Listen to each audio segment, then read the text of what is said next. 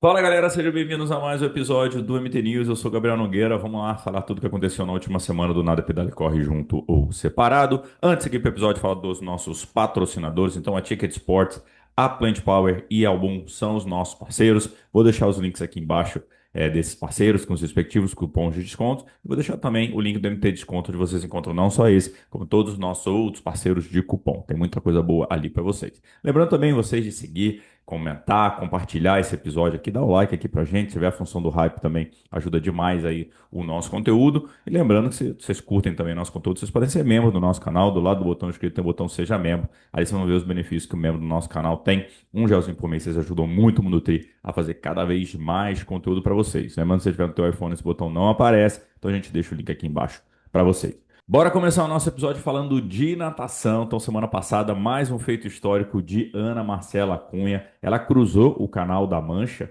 né, que liga a Inglaterra à França, no tempo de 8:25 e 29, e é um novo recorde sul-americano, independente de gênero. Então, entre homens e mulheres, foi o ser humano mais rápido da América do Sul a cruzar o Canal da Mancha, tá? E a melhor marca do mundo desde 2022.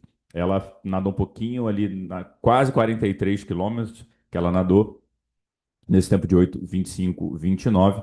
E entre as mulheres, esse é o tempo mais rápido registrado desde 1999. Que loucura. Então ela estava muito feliz, era um sonho dela nadar o Canal da Mancha e executou aí com maestria, como sempre, a Ana Marcela Cunha, dando show. Então foi bem, bem legal de acompanhar.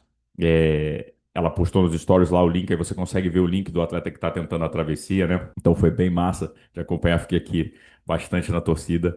E imaginou, galera, nadar 8 horas e 25 direto, direto, hidratando na água, fazendo tudo na água, no pelo ainda, né? Porque ela tem que nadar de maiô, temperatura da água na faixa de 19 graus, deu em média aí. Não pode roupa de neoprene, tem que ser no pelo. Então, loucura demais. Parabéns, Ana Marcela Cunha. Bom, terminou no último domingo o Tour de France. Então, a galera pôde acompanhar as 21 etapas aí, né? 23 dias com 21 etapas. E a classificação final, bom, o campeão aí, para surpresa de ninguém, acho que o melhor ciclista da atualidade há alguns anos já, né? Eu vi até alguns trechos de podcast falando que acham que ele é o melhor de todos os tempos. Palavras de Lance Armstrong, não é minha, tá? Lance Armstrong falando sobre isso. Então, Tadej Pogacar foi o grande campeão do Tour de France. Em segundo lugar ficou Remco Evenepoel, ficando 6 minutos e 26 atrás de Tadej. E em terceiro lugar, Isaac Del Toro, do México, 9 minutos e 42, que é da mesma equipe do Pogacar, né? Pogacar venceu 5 etapas nessa edição, é o quinto título de Tour de France dele, agora três seguidos. Então ele ganhou 2020, 2021, depois 24, 25 e 26, tá? A etapa final, como sempre, em Paris, mais algum tempo, acho que ano passado ou retrasado, que mudaram o esquema. Antigamente era uma chegada para sprinters, né? Agora eles têm um trecho de subida dentro da cidade e tal. Então ficou bem legal, eu gostei. Acho que talvez os sprinters gostavam mais, né? Quando tinham a chance de ser campeão na Champs-Élysées. Agora tem que. Não necessariamente vão conseguir vencer no sprint. E ontem foi uma chegada aí espetacular. Primeiro, um duelo de Tadej Pogacar com Mathieu Van Der Poel. Então, o Tadej Pogacar, o melhor ciclista da atualidade, contra o Mathieu Van Der Poel, uma lenda, campeão mundial de cyclocross, enfim, outro monstro aí.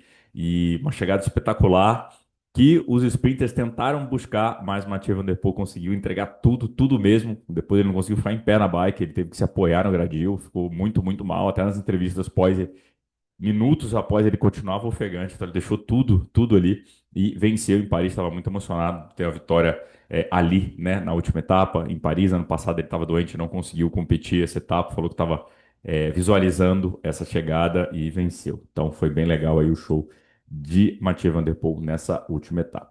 Bora falar de triatlo agora, então, os resultados do final de semana. Então rolou o Super Tri em Toronto. A prova foi vencida feminina por Zuzana Michalikova, da Eslováquia. Em segundo lugar, com Annie Fuller, a americana. E em terceiro lugar, a canadense Kira Kupta Baltazar. Esse foi o top 3 feminino. Já o masculino, vencido pelo canadense Tyler Milauchuk. Em segundo lugar, Solomon Okrafo Smart, que ganhou do Tyler em Edmonton, naquele sprint sensacional semana passada, e Nathan Grail, da França, Grail deve ser, na terceira colocação. O Supertry está meio apagado esse ano, viu?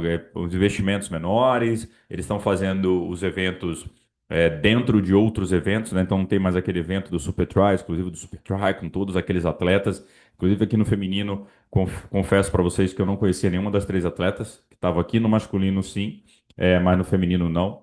Então, eles estão fazendo etapas classificatórias para uma Grand Final deles, e aí, em teoria, aquele esquema do Super Try, de distâncias mais curtas, mais dinâmica e tal. Agora foi na distância sprint, em um evento normal ali que já aconteceria. Então, enfim, torço, torço para, para que o Super Try volte a ser o que era o Super Try antes. Imagino também que a classificação olímpica tira muitos atletas da curta distância das provas do Super Try, é natural, mas era legal de ver e o nível deu uma baixada.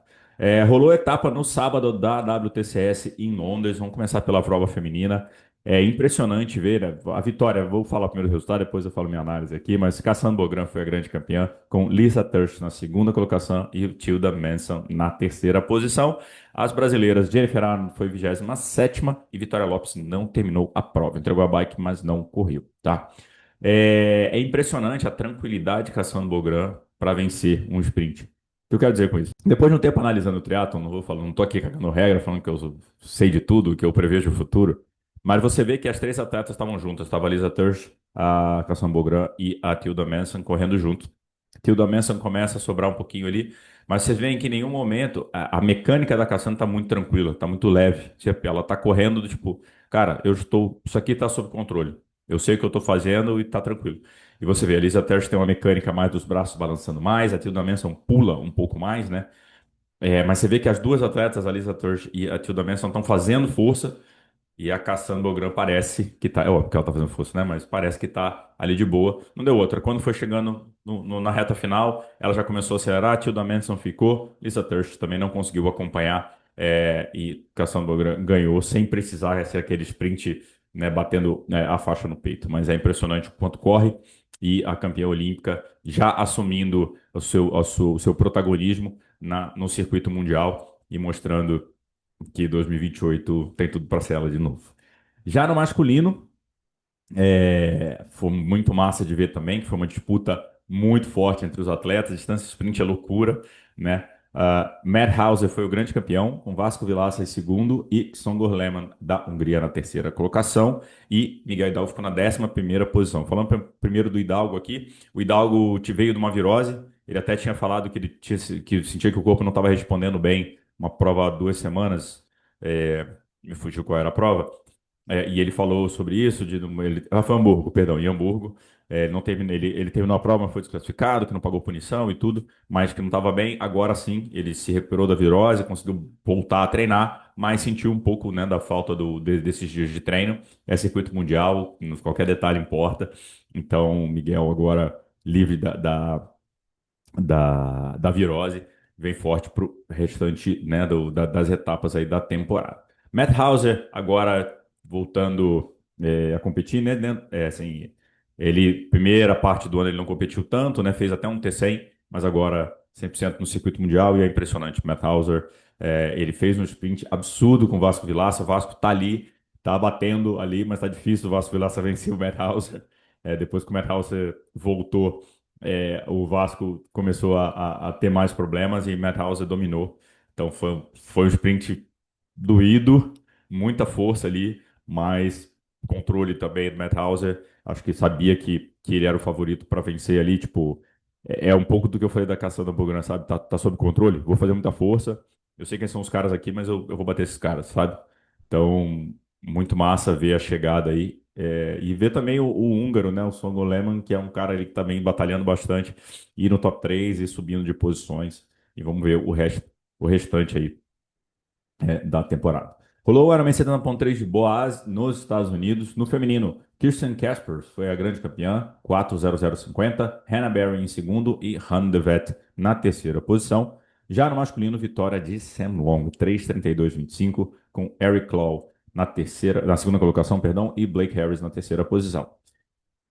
Eu fiz até uma enquete nos stories lá e a galera veio na minha linha de pensamento também, que é se o Sam Long devia se dedicar à distância 70.3 para tentar ser campeão mundial e esquecer o full. Eu acho, minha opinião, quero saber de vocês também. Ele compete muito bem em 70.3. É, e no full ele não tem conseguido entregar a mesma coisa. Então ele fez um pedal de 1,52. Isso é absurdo, cara. 1,52, pedal muito forte sozinho. Ele botou 5 minutos o segundo melhor pedal do dia. Nadou ali atrás, 2,20 e pouco atrás, mas pedalou demais e correu para 1,10, sabe? Um cara constante, 3,32 é um tempasso. Então, talvez se dedicasse, né? Talvez o si, mas é uma opinião minha. Acho que ele poderia ser campeão mundial de 70.3. E acho que o full hoje, ele se dedica mais ao full para tentar entender essa dinâmica nova do full, pedal forte e tal, levar as qualidades dele para lá. Mas hoje no full, realmente, o cara tomar 5, 6 minutos na natação tá mais complicado de pegar. Mas eu acho que Sam Long poderia ser campeão mundial de 70.3 na minha opinião. Mas baita resultado dele. Rolou o Challenge Turku também neste final de semana. No feminino, vitória de British Teunissen, 4-12-12. Jasmine Holmes em segundo e Maiki Vuren. Maiki, acho que é Maiki que fala, Vuren, na terceira posição. Já no masculino, Henry Rappel, da Finlândia, com 3,35,10. Henry Gosch na segunda colocação e Gabriel Sandor na terceira posição.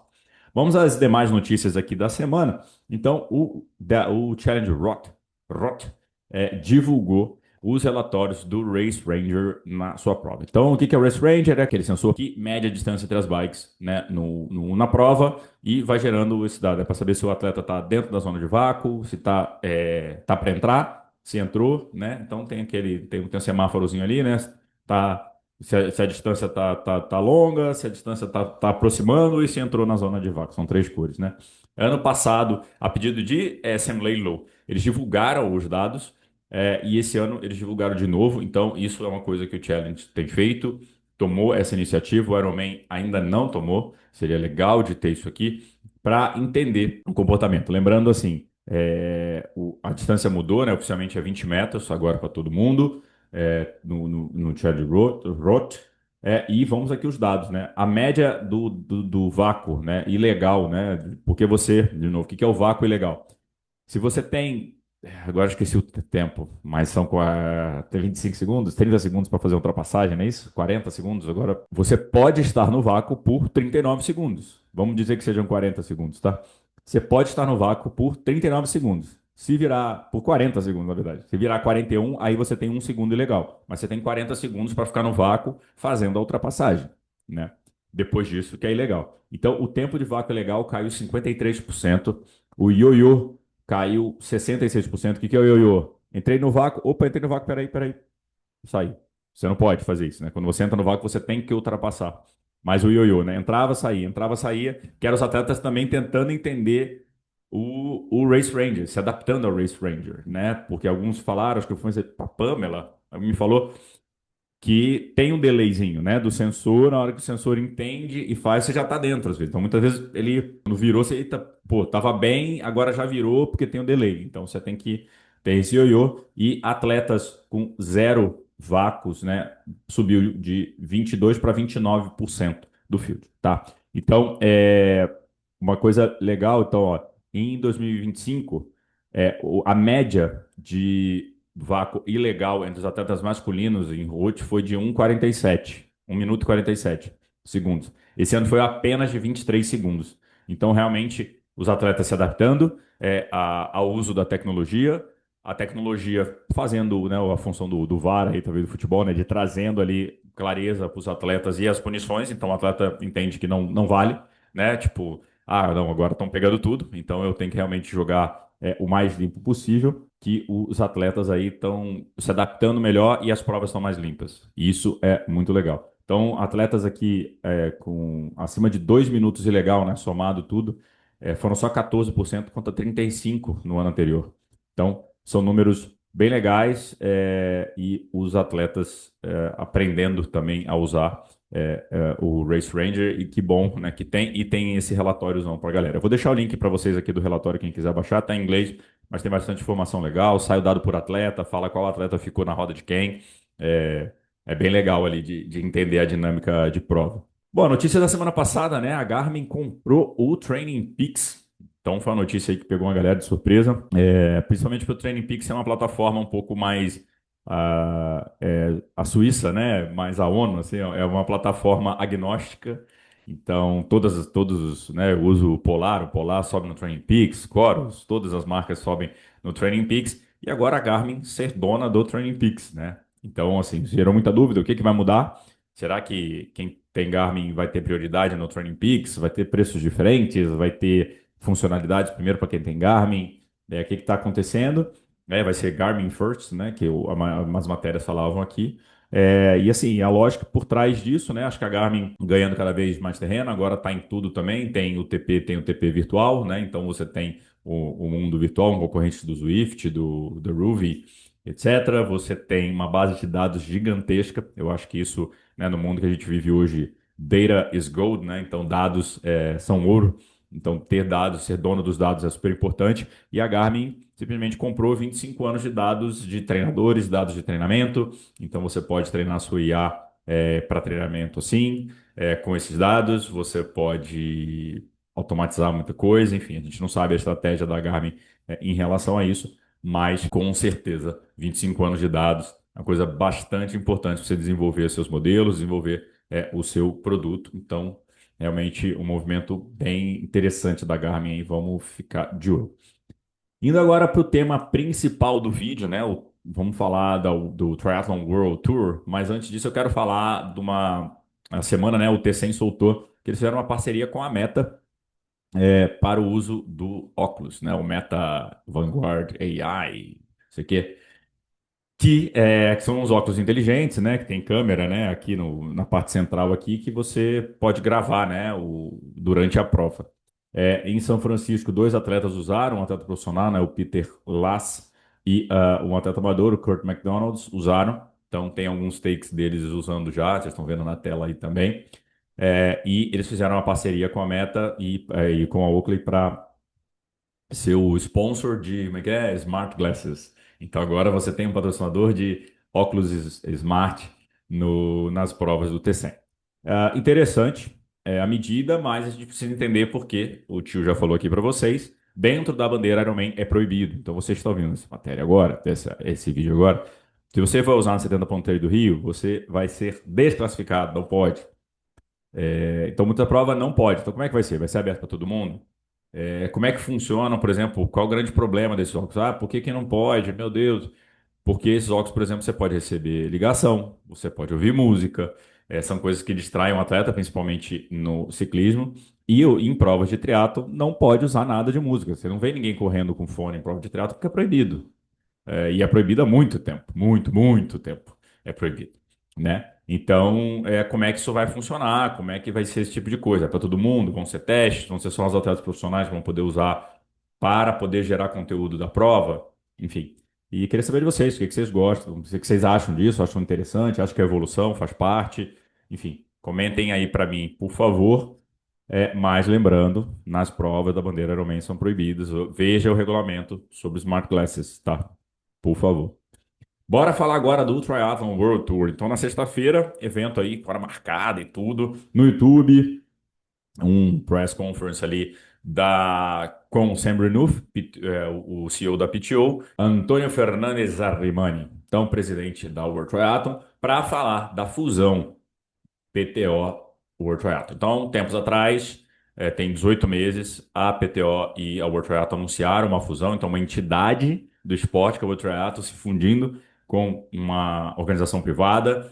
Então, tem algumas coisas de compliance nessa história aí que ainda precisam ser explicadas. São, por exemplo, como outras bandeiras funcionam perante a World Triathlon se você tem uma concorrente como sócia, né? Então, vamos botar nomes. Como é que vai funcionar o tratamento do Ironman dentro da World Triathlon se a PTO é dona? A PTO vai ter acesso às informações do Ironman? Isso é conflito de interesse, não pode. O Ironman vai querer passar as informações? Então, enfim. Isso são coisas que a gente vai entendendo com o tempo, mas basicamente a PTO entrou muito para cuidar dessa parte da meia e longa distância para o World Triathlon e a World Triathlon focar na distância curta, né? E agora a gente começa a ver as grandes novidades. Então, é, algumas coisas de nomenclatura. Então, tudo que for longa distância, meia e longa distância é T100, a marca T100 e a distância também T100 vai ser aplicada nas provas, em as provas de meia, meia distância e a marca T50 para cuidar da distância curta, tá? A marca, vocês estão vendo que eu estou falando que a marca T50, a marca T100, tá? Por quê? Vou explicar. Na meia distância, o T100, ou seja, os 100 quilômetros, serão aplicados. Porque dentro dessa história toda da fusão PTO e World Triathlon também teve o Challenge que foi comprado esse ano pela PTO. Então se juntou ali. Então todas as provas de meio do Challenge vão passar para a distância de 100 quilômetros. Isso não foi comentado, tá, no vídeo, mas a gente já vê isso no Challenge Wanaka. Challenge Wanaka é a primeira prova do Challenge ano que vem, que vai ser na Nova Zelândia, por 100 quilômetros. Bati um papo com o CEO do Challenge também, lá em Roth. Ele mencionou sobre essa intenção. E, claro, a PTO comprou o Challenge para tentar aplicar a marca T100, né, a distância T100 nas provas. Então, vamos parar de usar o 1990-21 que é a do mais conhecida como 70.3, que é do concorrente. Bora botar a nossa. Só que hoje eu tenho 7, 8 eventos do T100 no mundo que eu organizo. Por que não juntar com outro que já tem 40, 60, 50 provas no calendário, quase 50 provas no calendário, se eu não me engano, na marca Challenge, se eu posso alastrar de uma forma muito, muito mais rápida e muito mais eficiente, né? Então, essa é a ideia. Então, a gente vai cobrir o Challenge de Fortaleza. E lá vamos tentar também buscar essas informações para vocês. Se ano que vem as provas do Challenge no Brasil já passam a ser distância de 100 quilômetros, tá? E o T50. Então, beleza, se 100 quilômetros são 2,80, 18, T50 seria 1,49.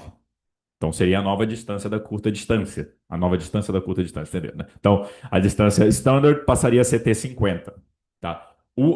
O Antônio Fernandes falou que não vão fazer nenhuma alteração em distâncias, por enquanto, nas provas oficiais da World Triathlon, porque estamos em período de classificação olímpica. Então, até 2028, a distância que será usada é a distância standard, a distância olímpica. Então, 1.540 a 10. Se isso vai mudar depois, veremos. Então, pode ser que nos Jogos de Brisbane, por exemplo, de 2032, a distância que seja aplicada seja a de 50 quilômetros, né? 1,49 e não mais 1,5, 40, 10. Tá? Então, vamos aguardar isso aí para ver. Mas isso a gente está falando de 2032. Vamos focar no agora. Tá? Então, o T50 passa a ser a nomenclatura, a marca que vai cuidar das provas da World Triathlon, né, oficiais. Então, hoje a gente tem o circuito mundial de triatlon. Agora passa a se chamar T50. Agora não, né? A partir de 2027 passa a se chamar T50. E aí a gente vai ter as classificações. Então, hoje a gente tem a WTCS, World Triathlon Championship Series, que é o primeiro nível, e a gente tem as World Cups, que são o segundo nível, né, da World Cup, a WTC, né, World Triathlon Cup, são o segundo nível da World Triathlon. Então, assim que as provas são divididas. E agora, como vai ser? Então, WTCS vai se chamar Championship Tour. Essa nomenclatura WTCS esquece, então vai ser T50 Championship Tour para as provas de primeiro nível, Tier 1, que eles chamam. E Challenger Tour vão ser as provas da World Cup. Então, o que valia ao segundo nível passa a ser Challenger Tour e o que era a WTCS passa a ser Championship Tour a partir de 2027. Só muda uma nomenclatura, mas agora trabalhando essas marcas. Pontos que ficarem abertos dessa apresentação. Como será com a marca Challenge, né? Então, como que vão usar? Então, beleza, o Anaka já passa 100 quilômetros. Será que todo mundo vai passar 100 quilômetros ano que vem? Será que a distância de 50 quilômetros também será aplicada na bandeira Challenge? Porque o Challenge tem provas de distância olímpica, distância sprint, e meia distância e distância full também, como o caso do Challenge Roth, tem Challenge Almer também, tem algumas outras provas que têm a distância full. Então, será que o T50, a gente vai começar a ter provas já com o T50 ano que vem para os atletas amadores ali? Então, isso é o que a gente está. É a maior dúvida que a gente tem agora. Um ponto positivo desse evento é que a PTO divulgou já o calendário do ano seguinte. Então, essa era outra crítica que existia muito à PTO, porque demorava muito a divulgar o calendário e tinha muita dificuldade de fechar o calendário. E aí, claro, Você tem a bandeira Ironman, que domina o circuito. Você tem as provas do Challenge também. Então, como é que eu me encaixo meus atletas profissionais nas brechas que tem? Aí tem os mundiais, tem o Mundial de Kona, tem o Mundial de 70.3, tem Challenge Roth. Então, como é que eu faço toda essa lógica de colocar os negócios? Então, eles divulgaram o calendário já de 2027 com bastante antecedência, tá? Então, a gente está falando aqui, começa dia 20 de março em Gold Coast, depois 10 de abril em Singapura, 5 de junho em São Francisco, 14 de agosto em Vancouver, 18 de setembro em Marbella, então Marbella passa a fazer parte agora do circuito. Arábia Saudita, dia 26 e 27 de novembro, e o Catar, a Grand Final, aí 10 de dezembro, tá? 2027. Eles falaram que deve ter uma etapa na Riviera Francesa também, que vai ser confirmada e mantido para o ano que vem a segregação homem e mulher. Então, uma etapa só homem, uma etapa só mulher, e eles se encontram só na Grand Final, tá bom? Divulgaram também o calendário já do T50 World Championship no ano que vem. Então, todas as etapas aí da antiga WTCS confirmadas. Então, Abu Dhabi, Samarcand, Yokohama, Roma, Los Angeles, Londres, Hamburgo é a Grand Final ano que vem. E depois vai ter Weihai na China e Tauranga na Nova Zelândia, tá? Então, foi interessante de ver esse evento. Eu acho que agora a PTO tem um canal muito forte para crescer a marca, que é essa fusão com o Challenge. Então a gente vai ver como será. Acho que a distância de 100 quilômetros, que alguns organizadores aqui, né, o TH3 já fez essa distância. Eu não lembro, teve mais gente, agora não vou lembrar de cabeça que já aplicou essa distância em alguma das provas aqui no Brasil, por exemplo. Mas agora você vai ter um grande organizador utilizando essa distância. Então, será que vai fazer frente ao 70.3? Será que a gente vai começar a ter atletas fazendo mais T100? A galera podendo ter tempo de comparação, né? Acho que o grande problema do T100 é você não sabe, tipo, o sub 4 no 70.3, sub 4 e 30 no 70.3 é um bom tempo para um amador. Um sub 5 horas é um bom tempo para um amador. Agora, qual é o tempo referência no T100? Né, nos 100 quilômetros. Então, começa a ter essa referência, começa a entender um pouquinho mais desse mundo e você vai ter mais provas, né? Então vai ser interessante e estou curioso também, é uma das dúvidas que a gente vai tirar lá no Challenge de Fortaleza, e o Brasil nessa história, né? Então o Challenge de Fortaleza, o Challenge já tem 3 provas no Brasil. O que será que vai ser ano que vem? Será, como eu falei, vai ter T100, vai ser T50? Enfim, veremos.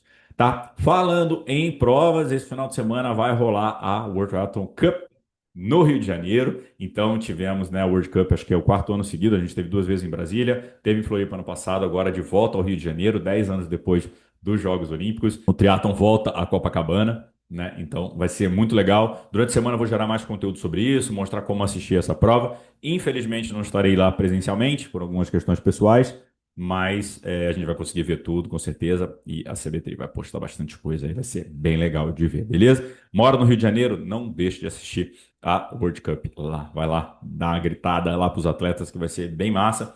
E, como eu falei, durante a semana a gente vai falando mais desse evento e postando aqui nas redes sociais para vocês. Beleza? Belezas? Beleza? É isso, galera. Então, boa semana para vocês e bons treinos. Valeu!